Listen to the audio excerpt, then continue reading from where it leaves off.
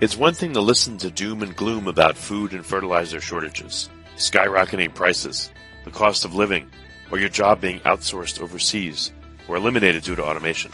It's quite another thing to hear practical, immediately actionable advice from experts who can help you reduce the fear, anxiety, and burden of these problems. Tune in now to the Surviving Hard Times podcast from the Finding Genius Foundation with Richard Jacobs.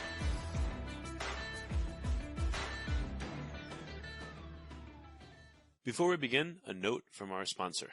I'm Richard Jacobs, Executive Director of the nonprofit Finding Genius Foundation and host of the Finding Genius podcast. In late 2016, I was rear-ended at 65 miles an hour by a truck on the highway, which sent me off-road into a ditch. The impact of the collision gave me a concussion and other injuries. At the hospital, a CT scan showed that I had thyroid nodules, which turned out to be cancer. It was then, when I had a biopsy of my neck, that I realized even if I was a millionaire, I wouldn't want a second or a third biopsy due to the pain and the invasiveness of it. And appointments at that time for thyroid experts were 3 to 6 months out, and I was worried about dying now, even if that was irrational. So because of this, I've decided to raise money to conduct a literature review on steroids, on the causes of anxiety and depression, a condition that affects well over 50 million people in the United States and hundreds of millions worldwide. Our goal is to create a codex, a guide that reveals all possible treatments for anxiety and depression for people that live with the condition, or for loved ones that have it, as my wife and my son do. To find out more about our fundraiser, visit findinggeniusfoundation.org and click on Current Initiatives. And now, to our guest. Hello, this is Richard Jacobs with the Surviving Hard Times podcast, sponsored by the Finding Genius Foundation. I'm talking to Kassi Reyes. We're going to speak about her experience as a registered nurse, including work as a postpartum nurse, a doula, and a lactation consultant. And she's also a new mother. So congrats to her. And we'll talk about her work. So Kassi, thanks for coming. Yeah, thanks for having me. This is great. Well, tell me about your work in the various aspects of I don't know if the umbrella is just birth and child rearing, or what is it called? The whole birthing experience? Yeah. So my specific specialization within nursing is human lactation. So breastfeeding, or any families who are wanting to give human milk to their babies. And I am a registered nurse, but also did a lot of additional training to become a lactation consultant. And right now I work with families both virtually and locally. I live in Maine, so I can work one-on-one with families virtually if they're not located locally. And I do courses online, and I also have a YouTube channel where I have videos, lactation-specific videos available to families all over the world.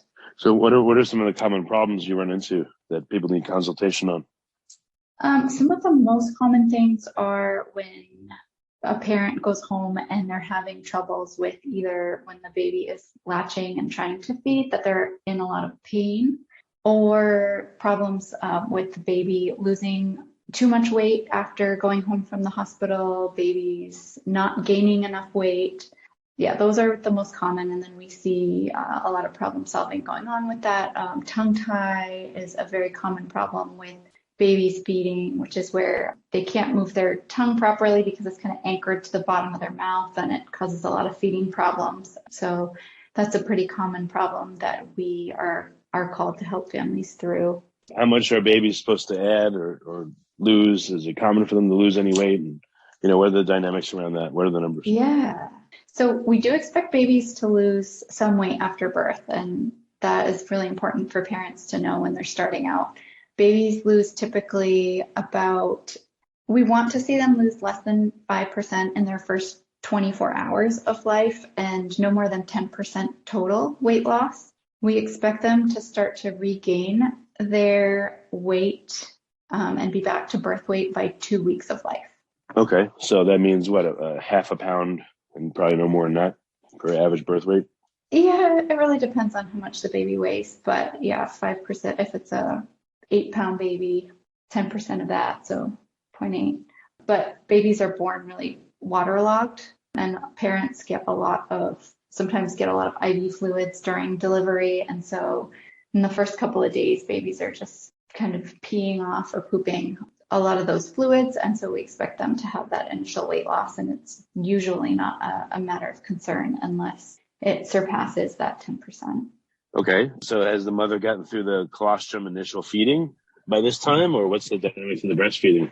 Yeah. So the colostrum is the first 3 to 5 days. So I'm glad you brought that up because a lot of parents get really nervous in the first couple of days that their baby's born when they don't see an abundance of milk flowing. And it's really important for parents to know that it does take time for that abundance of milk to come in. It takes about 3 to 5 days where we're seeing that colostrum, which is a thick, sticky, for those of you who don't know what colostrum is, thick, sticky milk that helps coat the baby's stomach initially and gives them lots of good antibodies and protection and helps line their gut.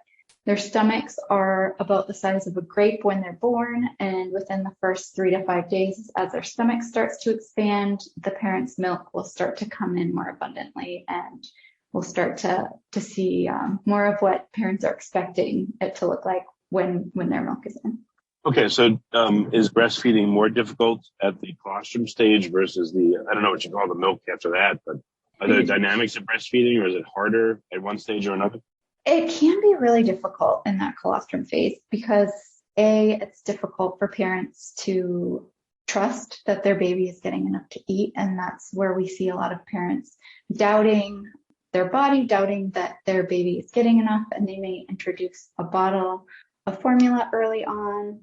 It can also just be difficult because the parent and the baby are just learning how to do the proper latch, how to get the baby to feed. And the baby has to work extra hard to get that thick, sticky colostrum out.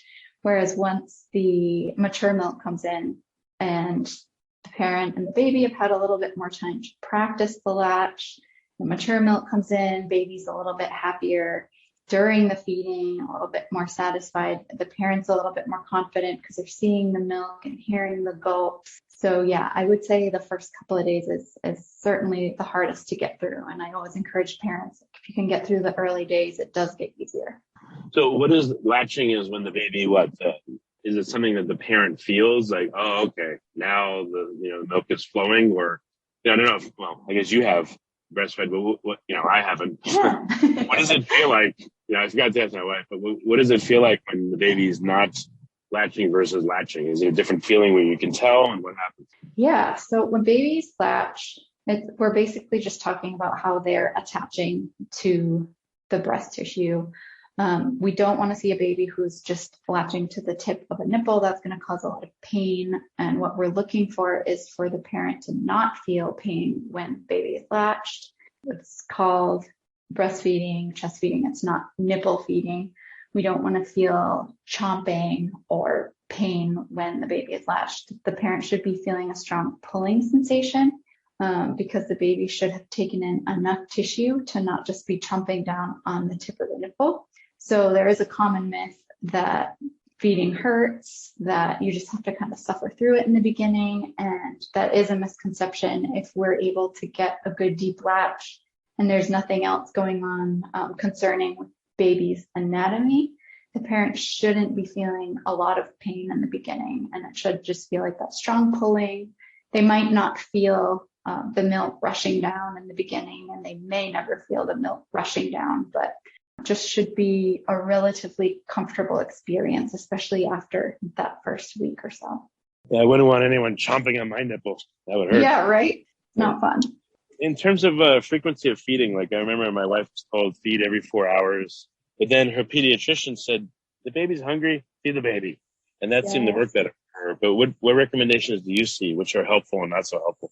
Yeah, so we want to see an average of 8 to 12 feedings in a 24-hour period. That averages out to about every 2 to 3 hours, but just like your pediatrician said, which I'm happy that you had a pediatrician that gave you good advice, you don't have to make a baby wait to feed. So if a baby's showing hunger cues are when a baby might start sticking out their tongue and moving their head side to side, sucking on their fingers or their fists, just bobbing their head around when they're in the parent's arms, kind of looking for the nipple. Those are all hunger cues. And when we're seeing that, those are the early cues that let us know baby's hungry and we want to go ahead and offer them. We don't need to wait. We don't need to be timing it to like, oh, it hasn't been 2 to 3 hours yet, so you can't eat right now.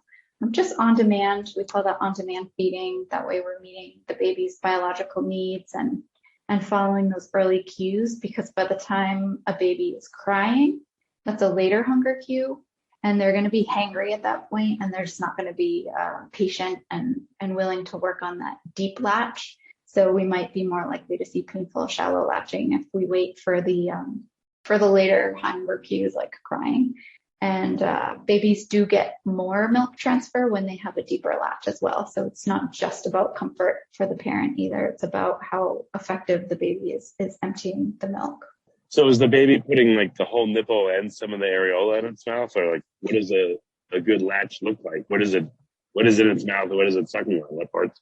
Yeah, so the areola, for those of you who don't know, the areola is a dark area around the nipple. And what we want to see is that the baby gets most of the areola in the mouth. Obviously, there are different size areolas, and if you have a larger areola, it might not be completely in the baby's mouth.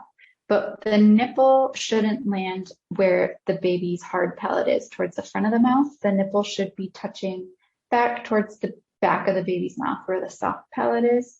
And therefore, the baby's lips would be up and over most of the parent's areola. The lips should be flanged out and looking like fish lips. And you wouldn't see it from the outside, but the baby's tongue should cup underneath the nipple.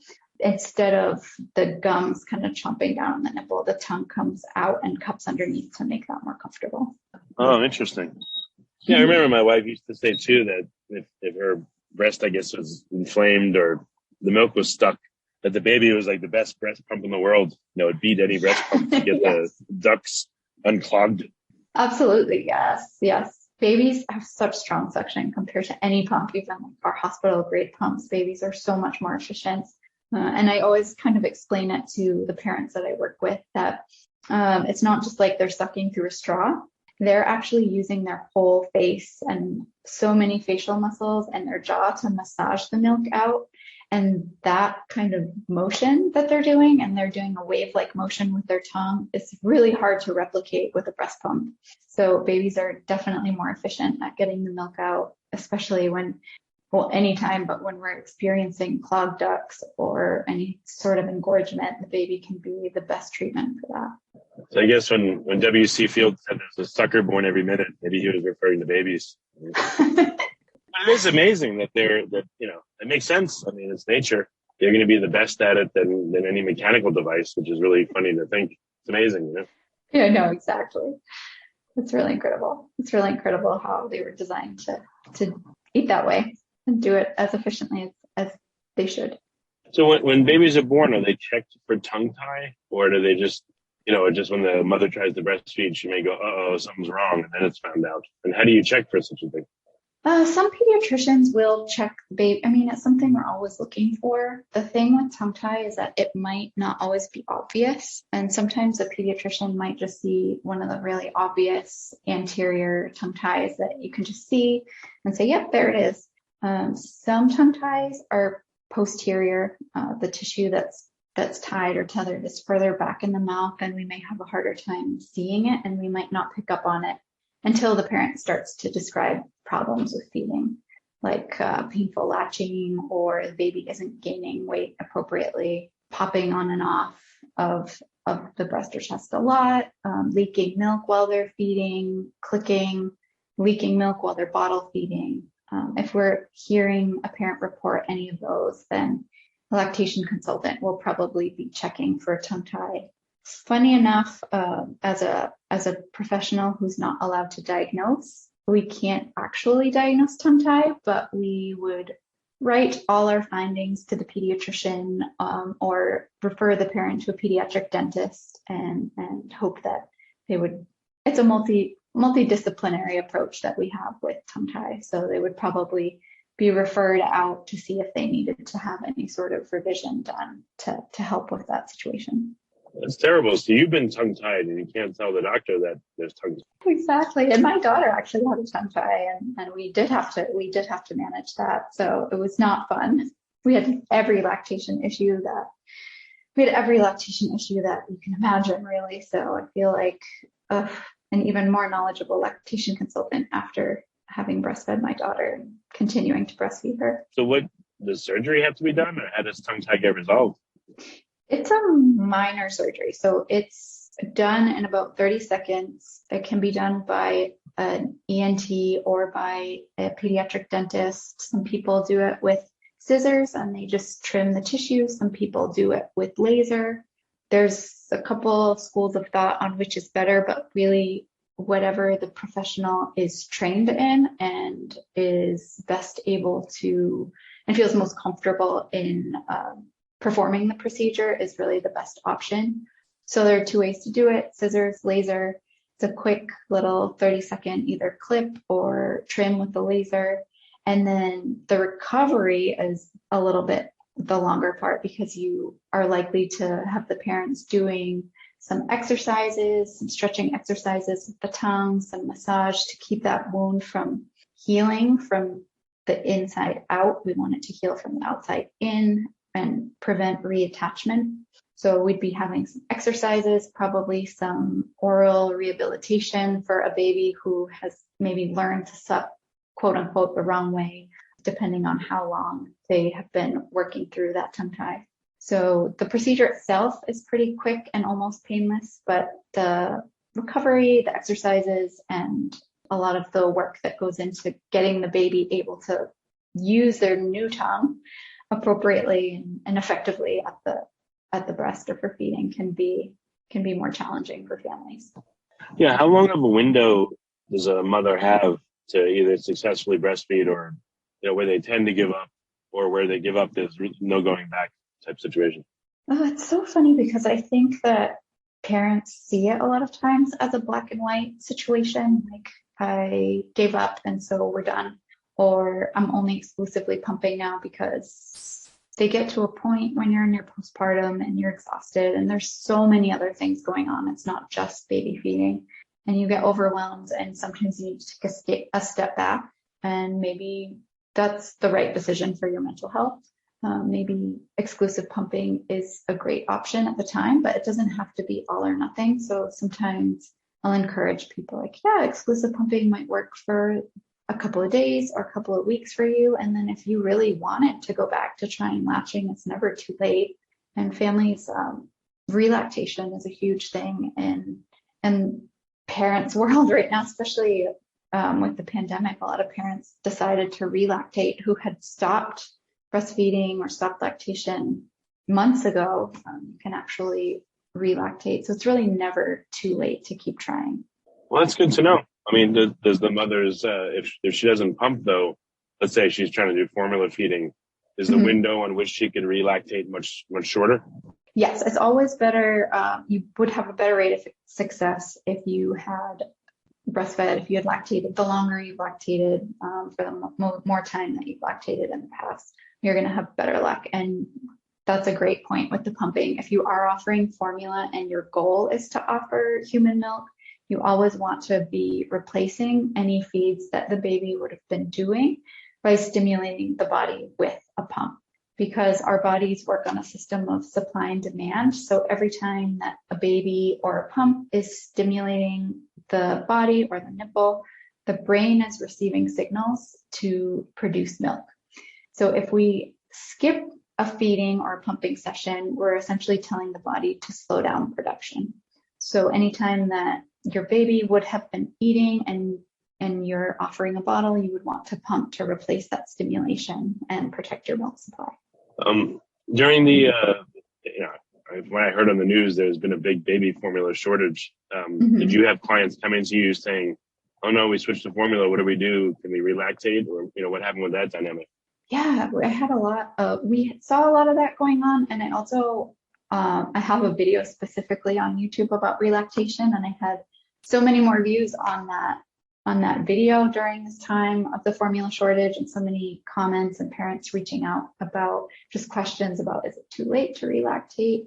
Yeah, there was a lot of interest in relactation during that. And also, I think another important thing that we in the lactation world have been trying to do, because the formula shortage is still ongoing, is encouraging parents who do intend to provide their babies with human milk is to take a class while they're still pregnant so they know what to expect. So they set themselves up for success and know how to protect their milk supply if things don't go as they ideally wish it would go right after their baby's born.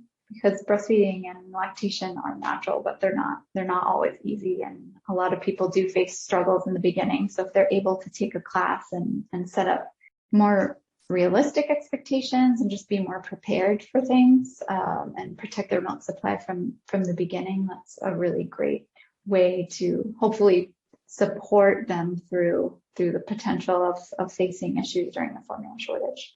Yeah, what does that mean, protect the milk supply? It sounds like breastfeeding supply chain issues somehow. What does that mean? Yeah.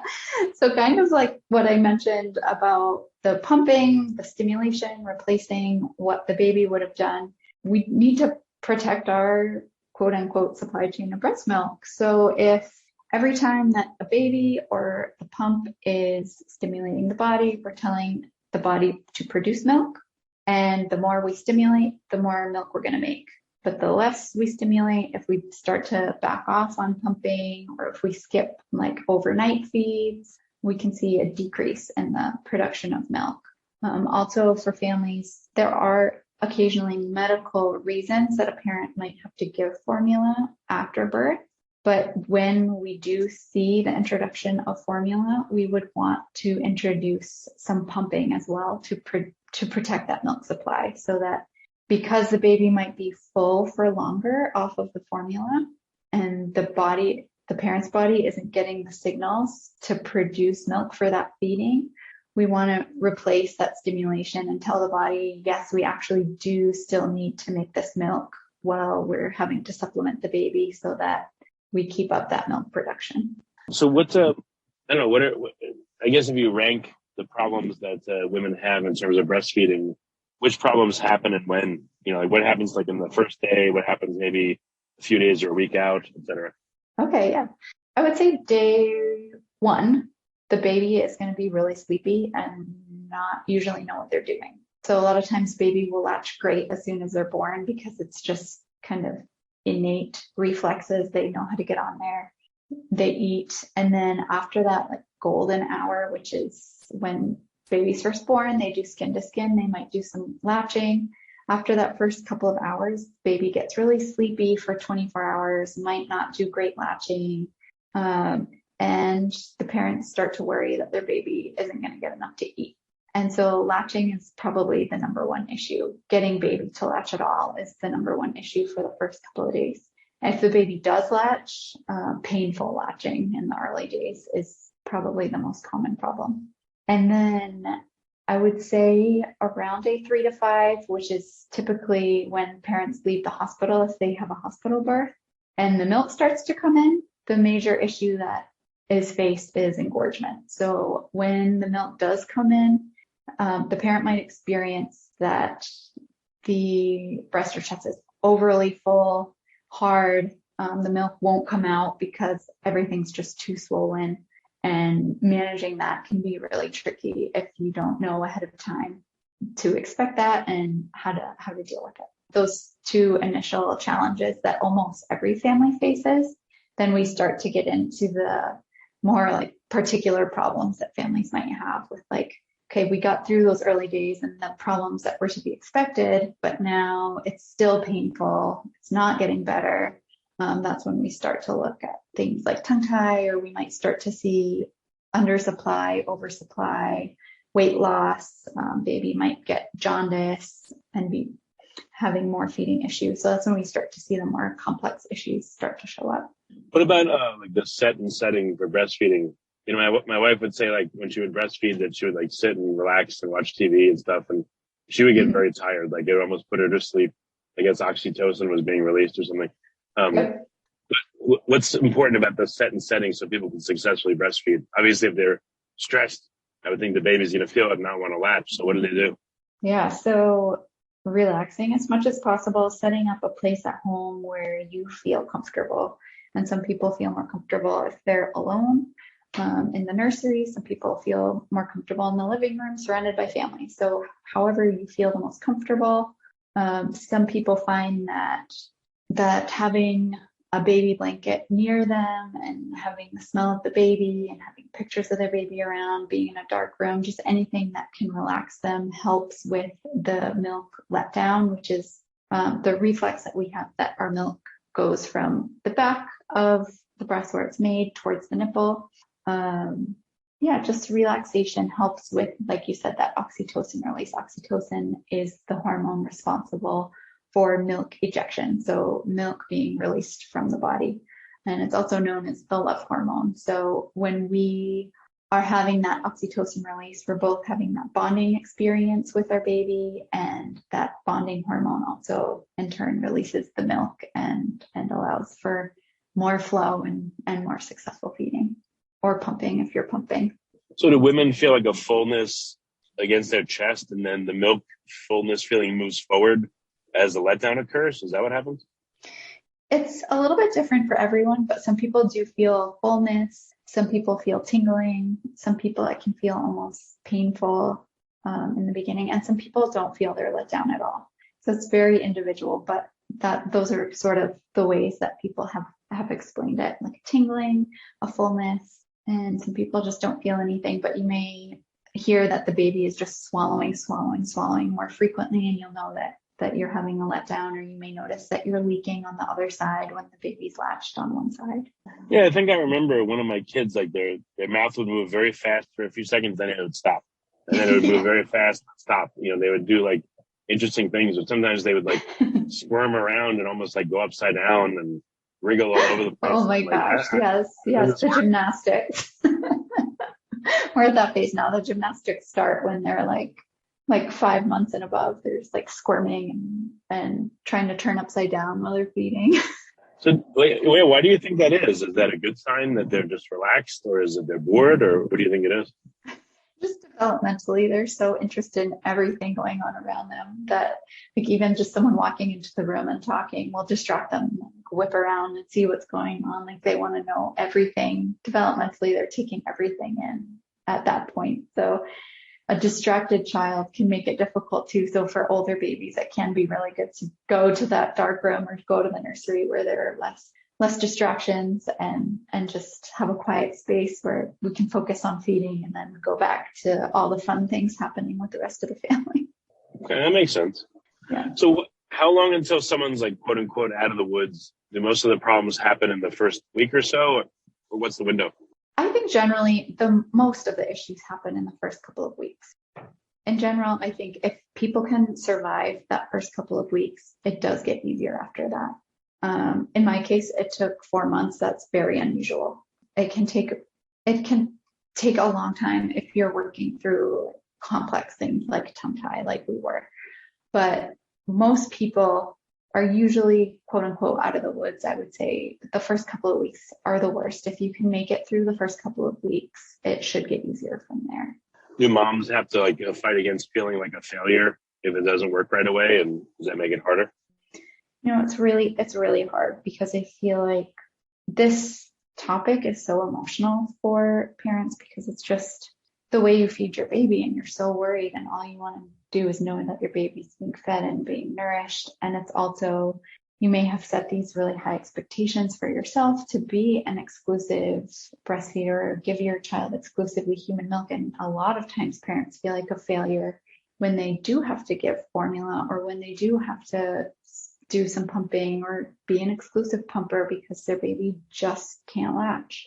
So there is that factor where parents feel very guilty about any deviation from their ideal plan for feeding their baby. And my goal as a lactation consultant is just to help them, reach their goals, but feel confident in when the road has to change, make a decision that works for their family and feel good and relaxed and confident about that. Like we tried everything we could.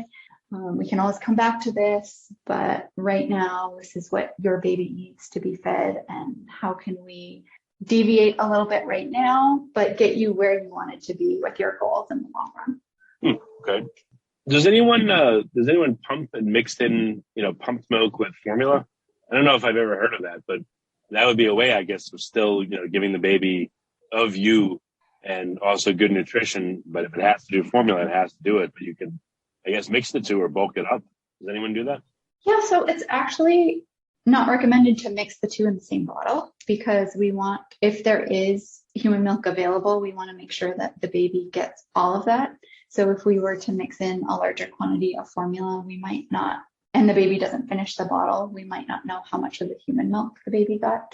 But yes, many families do have to do mixed feedings where they'll give human milk and then have to supplement the additional part of a feeding with some formula. So topping off that human milk feed with some formula just to make sure the baby's getting enough volume. And that might be the case if the parent's milk hasn't come in yet and we're concerned about weight loss, or if the parent is having issues with low supply. There are a number of reasons why we might be doing mixed feedings, or even just personal preference. And there's nothing wrong with that either if that's your goal. And any amount of human milk that a baby is getting, they're still going to get all the benefits from that human milk. So any amount that we can give them is great. And then if we need to supplement them for other reasons with a little bit of formula afterwards, that's okay too. Yeah, well, it's good people do that. Yeah. What other techniques are important? Like I guess it's all coming back to me. Like the lactation consultant told my wife to hold the baby kind of like a football instead of like putting the baby, I guess, across you, but like the other way to feed. Are there certain positions that work better that people can try if one doesn't work, the other one's a problem? Yeah, there are several positions for a newborn. The ones that are more parent-led, where the baby's shoulders and head are more supported, are always ones that I tend to recommend in the beginning because babies might not have the neck control yet to get themselves on there in another, like a position where the baby's head might just be relaxed in their elbow. But like you said, football hold, cross cradle hold, where the arms coming across and supporting the baby across the parent's body are really good for a newborn. A football hold is great for a parent who may have had a cesarean delivery because the baby would be kind of wrapped around the parent's side instead of lying on their abdomen, and it helps take pressure off their surgical incision. And then as babies get older, parents may find that positions that are more relaxed, like side lying while they're lying beside their baby in bed, might be more relaxing, especially for those middle of the night feedings, rather than having to get up and set up all their pillows and everything. They might change over to more relaxed, laid back positioning later on. And what about the length of time that someone breastfeeds? You know, doctors I've heard give recommendations, but as a lactation consultant, can you give it? Or just in general, what is your, as long as they can, or what are your recommendations? So the initial recommendation is that babies don't need anything other than milk for the first 6 months of life. So babies don't need to be getting any water. Water has empty calories. So if a baby's stomach is full of water, they're not going to drink milk and get the calories that they need. So babies only need milk and no supplemental water or food for the first 6 months. And then as of last Monday, the World Health Organization and the American Academy of Pediatrics are more on the same page now of saying that first 6 months should be exclusively human milk if possible, and then continued lactation up until 2 years, and beyond 2 years as mutually desired by both the parent and the baby. So prior to last week, the American Academy of Pediatrics had been saying up to 1 year, and now they've come up to 2 years and are more in line with the World Health Organization, which is That's great. good. It's great. Yeah, it's great for us because at least here in the US, because we're working with pediatricians, and if they're recommending that parents maybe stop lactation after a year, it was kind of conflicting information with what the WHO was recommending. So now hopefully as that trickles down, we'll have more uniform advice being given by pediatricians. Yeah. What about a woman's breastfeeding and then she becomes pregnant again? I guess the old wisdom was stop, but I've seen some people continue. What are your thoughts around that? Yeah, so a lot of people will continue into pregnancy, and I've really looked into the research, and I haven't seen a lot of research that shows that there's really any contraindication to it. The worry would be that the stimulation to the nipple and the release of the oxytocin could cause uterine contractions, and maybe in the case of a high-risk pregnancy, could possibly put the parent into labor or early labor, and that may be the concern that people have. But there's limited research showing that that could actually happen, and many parents do actually continue to breastfeed, continue their lactation journey into pregnancy, and it works out fine. And sometimes the baby will actually wean themselves in pregnancy because the milk flavor changes. Sometimes the quantity of milk starts to go down throughout the pregnancy. So sometimes weaning just happens naturally during pregnancy. And my wife said she saw this lady in the hospital where she had a 1.5-year-old and a newborn, and they were both, well, it wasn't a newborn. They were both feeding. Yeah, it was close to a newborn. And they were fighting over one was on one was on the other boob, and their hands were like fighting. They were like pushing each other away, which was hilarious. Oh they were both God. feeding, which was hilarious. That's so funny. That's wild. Yeah, I mean, we call that tandem feeding. So when sometimes the baby who was feeding during the pregnancy, even if they weaned maybe midway through the pregnancy, may come back and want to continue feeding once their sibling is born. And that's fine too. The only thing we recommend is that the newborn gets like first dibs so that they're getting all their calories and their nutritional needs met prior to feeding the older child. Yeah. Are there, I don't know if it's legal or not, but are there breast milk banks, or is that still like, not legal? Yeah, there are. And that has been a really great response during the formula shortage, is that a lot of parents who have a surplus of human milk have been really interested in donating. So yeah, there's official milk banks that you can donate your milk to, and they have a process of screening donors prior to sending the milk in. You'll get some blood work done. You send your milk in frozen, and then they pasteurize all the milk that comes in. And so it's very safe. And then that is a great way for parents who have a surplus of milk or want to help families who maybe are facing the formula shortage, or a lot of that donated milk goes to babies who are medically complex babies, maybe like in the neonatal ICU, would receive human milk because it's really good nutrition for those babies and can really help them get better faster. So. Well, good. In conclusion, what are some good resources for women that are expecting? Obviously, I guess they should do this in advance of them giving birth and being like, oh, I got to figure this out in the moment. But what are some recommendations and resources you have? Yeah, so I would just find a class to take. There are several classes available. I have a prenatal class that is available on my website, kassireyes.com.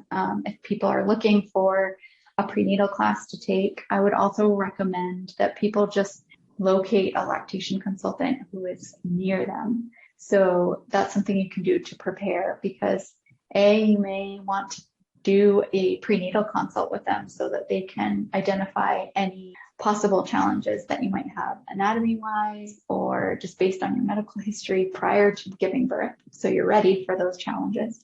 And then you can see them after your baby's born and just already have their number and have a visit lined up once your baby's born to help you through those days, like working through engorgement or painful latching or any other issues that might come up. You don't have to have issues or problems already to start working with a lactation consultant. So just finding a lactation consultant near you.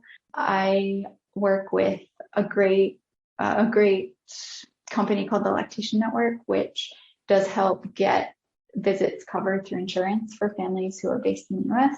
And that could be an option if people are interested in getting visits covered through insurance. And are you able to do like a paid online program? Could you offer such a thing, or you're only able to advise like in your state, or what does it look like? Yeah, my certification is actually an international certification, so I can advise and I can work with families basically anywhere virtually. And actually, the course that I have available is self-paced online, but we have weekly meetings where people can get on with me and ask any questions that they have come up as they're working through the program. Well, that's great. Yeah. So, Kassi, where can people go to find out more about you and your work? And engage with you if you have the time and space? Where can they go? Yeah, absolutely. So I think the best place to find everything is my website, so kassireyes.com, and then my YouTube channel is Kassi Reyes, but the videos are also linked at my website. So either place on the website, they can also request visits. So if someone were to want to work with me virtually, or if they're local to Maine, they could do a consult with me. There's all the forms on there to request a visit, and I'd be more than happy to hear from people. And yeah, I think the best place is kassireyes.com. Okay, and it's Kassi and then Reyes, right? Yes. Absolutely. Okay, great. Kassi, thanks so much for coming on the podcast. I appreciate it. Yeah, thank you so much for the invitation. This was great. Before you stop listening, ask yourself, what are 1 or 2 useful things you heard on this podcast that can help you overcome food and fertilizer shortages, skyrocketing prices, the cost of living, or your job being outsourced overseas or eliminated due to automation? Please like and subscribe and tell your friends and family about their Surviving Hard Times podcast. We're all going to need help now and in the near future.